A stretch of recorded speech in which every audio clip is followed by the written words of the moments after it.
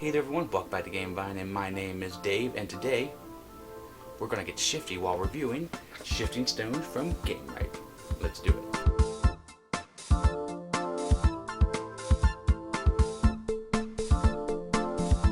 As a disclaimer, this is a review copy from Gamewright. Thank you so much for your support. You supported us back when we started, and we really do appreciate you coming back in the game and supporting us again. Now, this is a relatively new game, actually. I think it came out September of this year, 2020.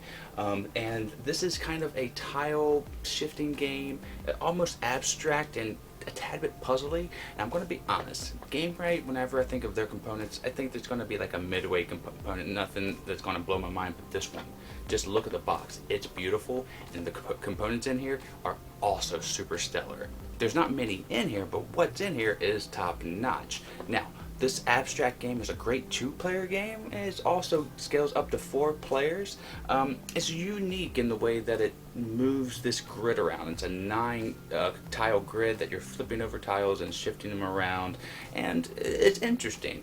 But let me show you the production that I've been touting, and then I'll show you how to play and give you my opinion of that. Let's go.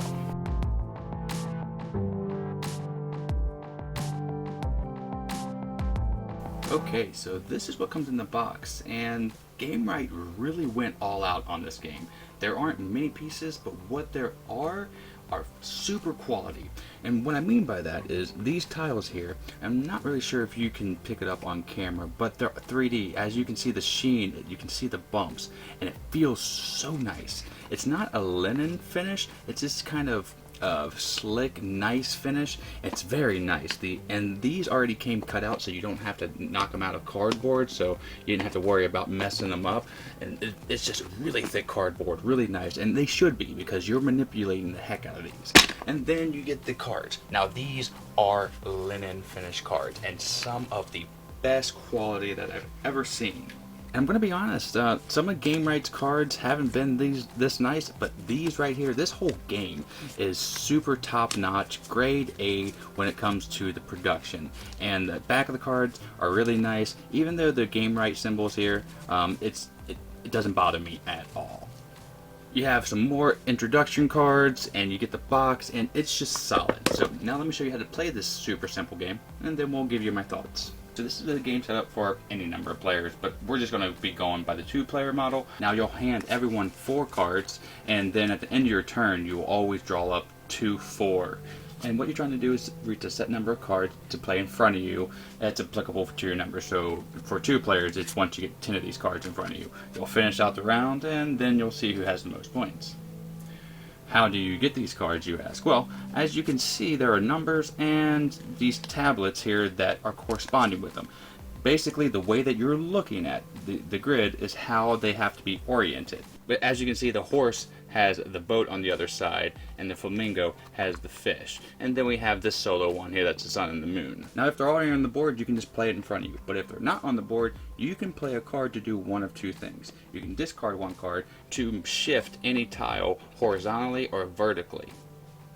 Or you can discard one card to flip one of these tiles. Some cards are going to be much harder, and the number up here is how many points you score. So for this card right here, you only need 2 purples, which you need it in the corner right here, and we need another boat, so we would shift this right here, flip, flip, and that would take us a set number of cards. And you can discard as many cards as you want on your turn, and or keep as many cards on your turn. And once you can't do any more actions, or you choose not to do any more actions, you'll draw up to 4.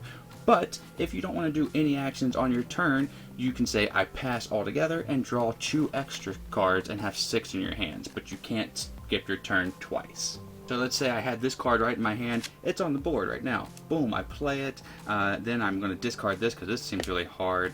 And then I got some setup right here for this, so I can go for this. So I can discard this to move the fish up here. And then I can discard this, just shift this over here. And on my next turn, I can hope that the tiles aren't going to be shifted, but they probably will. So that's the name of the game. Again, you're just taking turn by turn, playing as many cards as you can on your turn, and holding on to the ones that you want. And And so the number of quest cards, what I'm going to call them, is played that's applicable for the amount of players. Again, that's 10 in a 2-player game. You'll finish out that turn. And the last bit of scoring that I have to mention is the person who has the most 1 number cards will get an extra 3 points as a bit of a catch-up. So that's essentially it. Now let me tell you what I think about this game and give it a grade. Let's go.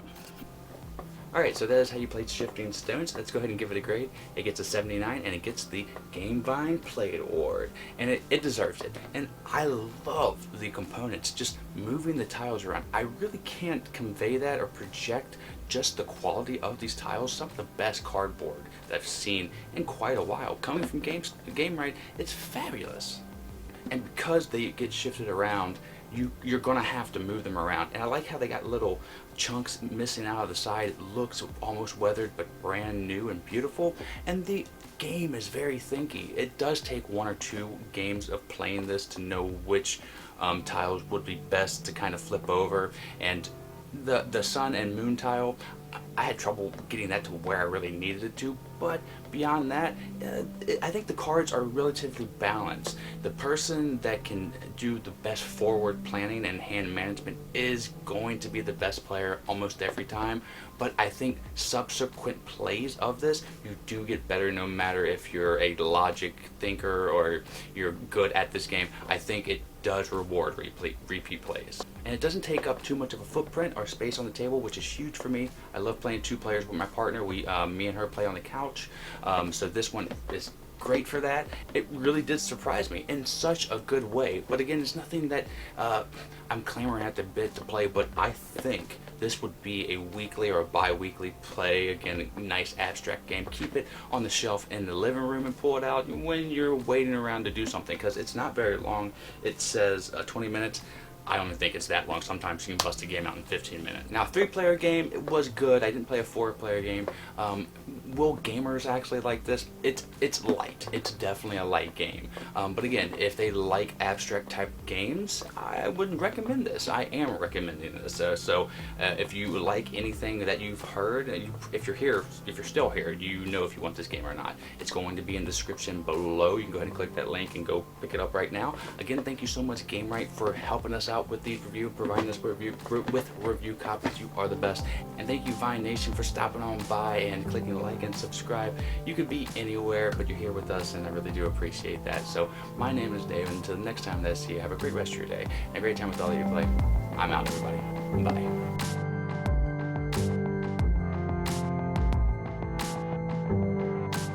Vine Nation, we love making content here for you on the channel, and we're almost at 10,000 subscribers, so subscribe now and help us out.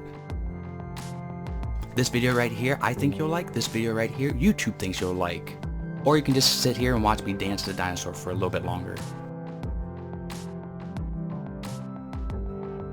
You can visit us at our social media outlets, and we're going to be improving our Patreon here soon. That's all for today. Miko, it's time to go. Good girl, Miko.